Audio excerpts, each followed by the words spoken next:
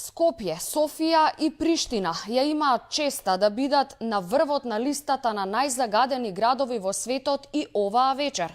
Скопје се наоѓа на 7-то место, Приштина на 4-то, а Софија на 9-то место според загаденост. Иако штетните PM10 честички се над максимално дозволеното, итни мерки за заштита нема, туку само препорака за граѓаните како да се заштитат. Екологистите велат одговорност мора да има. Ако нас ни е животот и здравието загрозено, одговорноста е најмалку што треба да следи. И тука мислам дека нема дискусија дека сите одговорни што се по хиерархија треба да се сносат одговорност. Сега одговорноста е акт како највисок морален чин.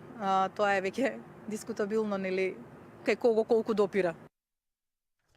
А додека скопјани се гушат од енормно високите штетни честички во воздухот, Министерот за здравство решение на проблемот гледа во бесплатни маски за дишење за различните групи на пациенти.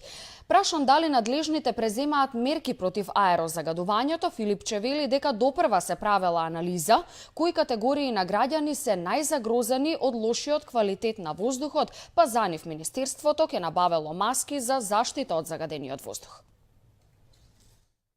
Препораките се на редовна активност, тоа е тоа што може во овој момент да го направиме, тоа што разгледувавме како алтернатива и зашто собираме податоци е тоа која